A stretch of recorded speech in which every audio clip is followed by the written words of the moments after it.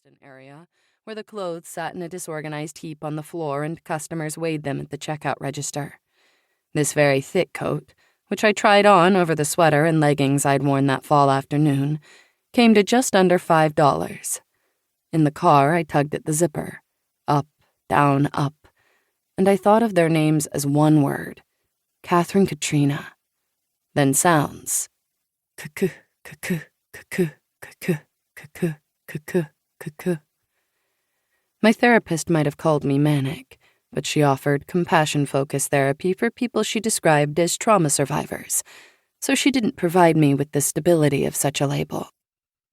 When I arrived at the cafe, hands and face red, it was evening, close to 6, our scheduled meeting time.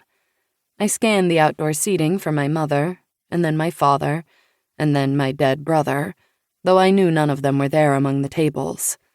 Everything appeared as expected, including Catherine and Katrina sitting not 20 feet from me. There was an empty chair beside them, and I hoped they'd had to drag it over themselves. Their photos understated their beauty, and I figured that was a premeditated decision. If they looked too especially lovely, a once-a-year kind of beauty, expectations might be too high.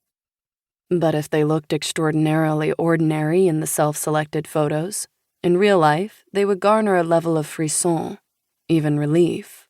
Or perhaps that was only my own rationale in sending out my face, breasts, pubic hair, and feet. My porous understanding of the self was prone to bleeding out.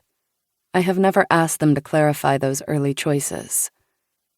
I walked by the wives and approached the glass door, hoping one or both of them would follow and slam me to the ground. In my daydream, I fell forward, mouth open, teeth out, lips turned up, defenseless. I never smiled when I could help it in those days, but my fantasy self was finally getting what I wanted, the quick satisfaction of being chased and captured.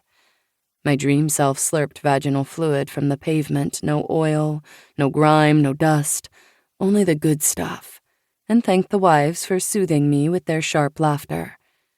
In my lived life, I didn't even turn my head. Understand, even then I wanted to be equal parts desired and far-flung. Chapter 2. A hostess and waitress looked at the same piece of laminated paper and frowned.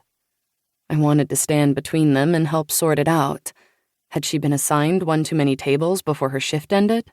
Or the opposite? Had she been shafted and now look, her tips weren't quite what she expected, and was that really fair? I wanted to kiss them both on the mouth. From behind me, I heard Catherine say, "Helen?" She did not clear her throat, nor reach out and touch my shoulder or my back. In person, her voice suggested better potential for yelling.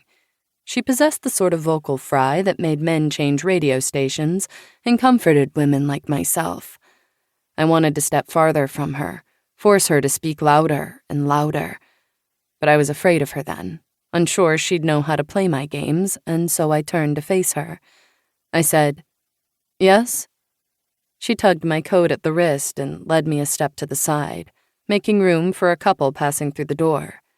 Catherine said, "You didn't get my text." I said, "What?" I wanted to ask her what she smelled and if her nostril hairs ever grew long enough to tug. Between our messages and their profile on the app, our role-play interests overlapped neatly enough that I was terrified of disappointing them. "Mother me meanly," I had texted. The two of them wrote back and informed me that I was using that word incorrectly. Which word they meant, mother or meanly, was never made clear to me. So excited by their correction, their attention as promised, I kept thinking, be as mean as you promised you could be. With flesh Catherine in front of me, I was saying, "What?" I looked at her mouth. She was not smiling. Catherine said, "I sent you a text that we would wait for you outside. We saw you rush out of that car, and when you blew by us for a second, we weren't sure it was actually you." Above her narrowed eyebrows, a whitehead bloomed. I appreciated that she did not cover it for me. So intense was both Catherine's calmness and my own shame